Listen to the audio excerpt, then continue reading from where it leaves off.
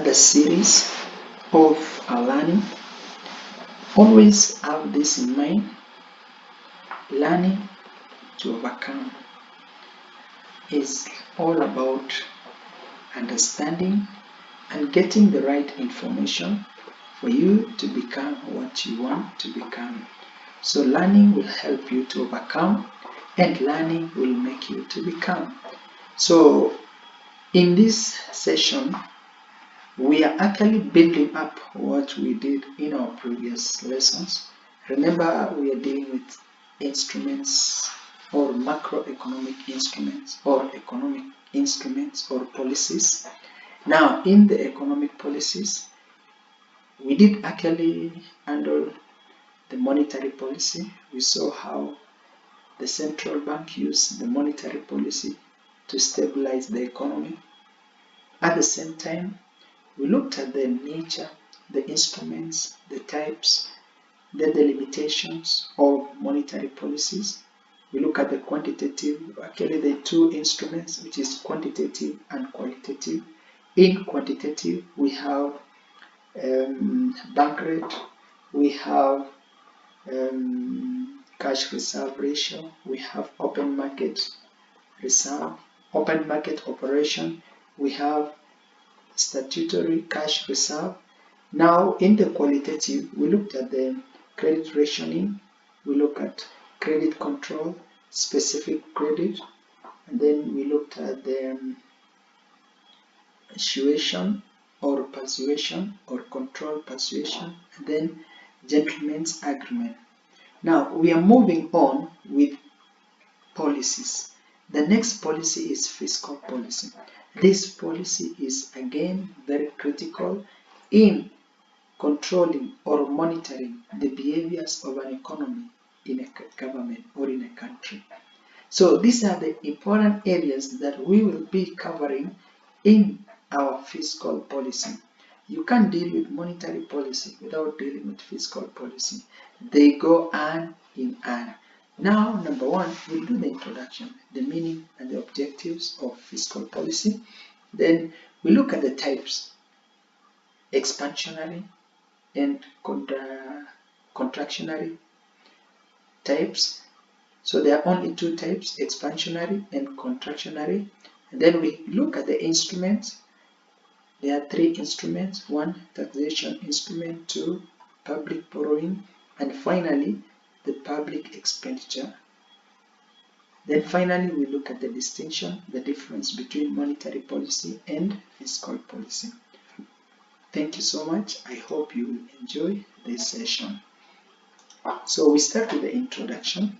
What is in the introduction?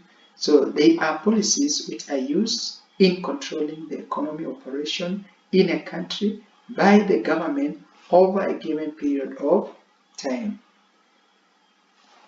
The policy of the government in regard to taxation, public borrowing, and public expenditure with specific objective in view.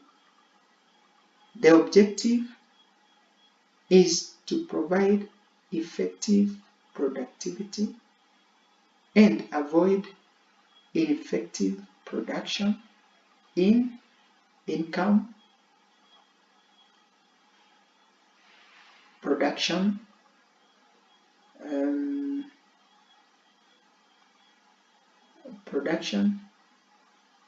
and public expenditure. So in other words, we are looking at the action which the government is undertaking. It must be productive.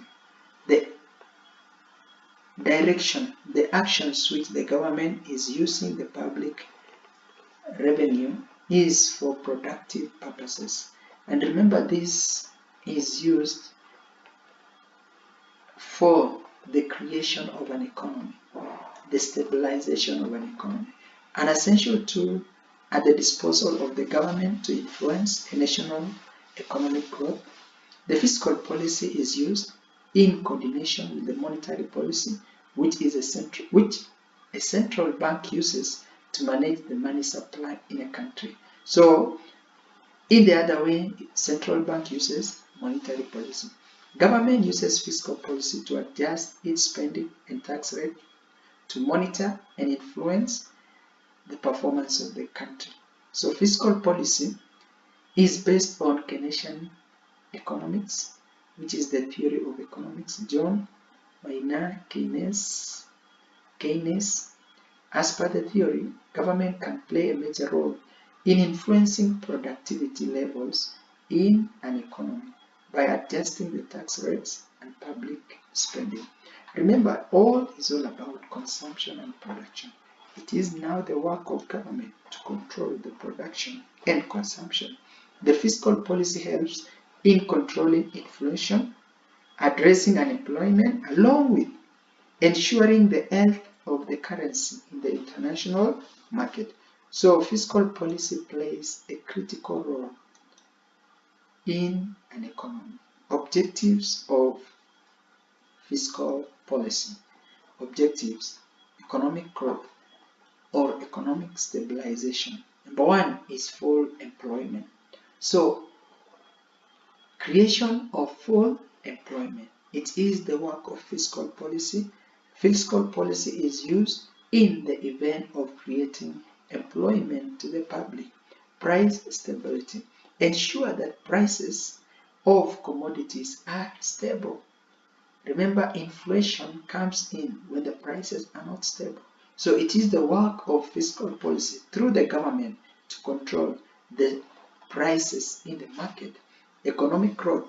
The economy must grow at a given rate, and the best rate is between 2 to 3. So economy must grow, and there is the best rate. The standard must be between 2 to 3.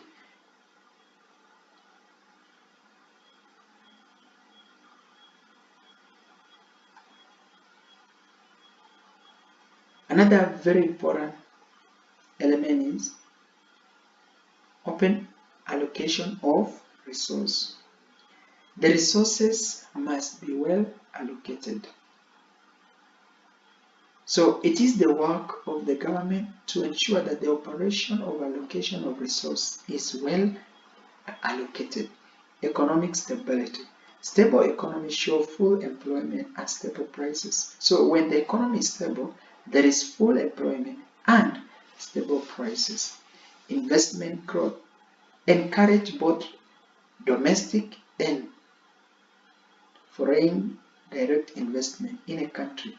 So for investment to grow, we need to have this in mind, that the government must play a critical role by creating an environment that will encourage investment, that will actually speed up investment in a country. So when you increase investment, you are creating job opportunities for the people, and that brings in economic growth, economic stability. Wealth distribution. Wealth distribution must be distributed between the poor and the rich areas. So it is another very important thing, that fiscal policy will help in the distribution of wealth. The areas which are not well restored with natural resources, or the wealth or the income of the individual or population in a given area, if it is not stable, it is the work of fiscal policy to actually make sure that the resources are well distributed. The government must create jobs in areas where there is poverty, there is problem. Expansionary.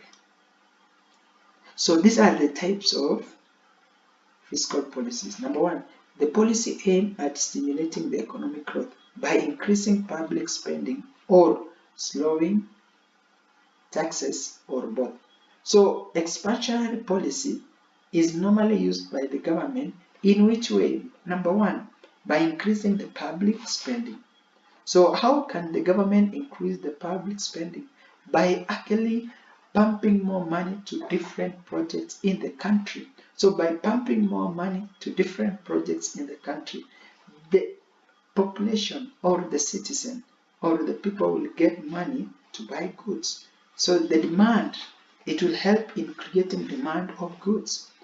Or slowing taxation, or both. Now slowing taxation means If the government slows taxation, it means people will have opportunity to spend more in buying goods and services, or both.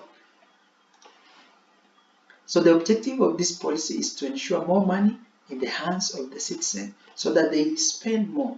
More spending in turn leads to more income and more job creation as well. There have been a debate over which is more effective, tax cut or spending. Some say that spending in the form of public projects ensures that the money reaches the consumers.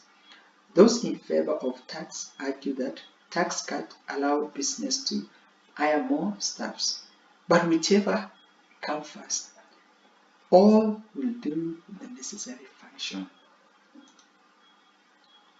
Though there is no consensus on which of the two is better, the government uses combination of both of the tools to boost the economy or economic growth.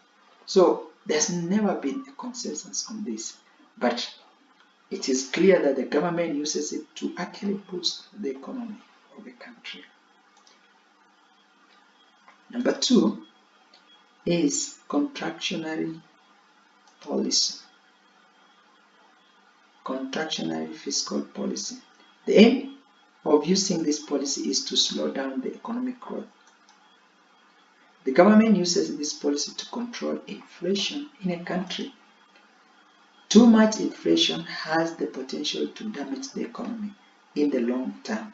So it is very important to know that contractionary policy, government will slow down the economic growth. And how is the government doing this? Number 1, by decreasing public spending. So reducing projects to be undertaken by the government. Number 2, by increasing taxation model. So when they increase taxation models, people will have less money in their hands. So the best tool at work here is to increase the taxation and reduce the public spending on projects. This happens because more money in the economy pushes the consumer demand up, eventually leading to the fall in the value of money. This means that it now takes more money to buy a product or service whose value is not changed.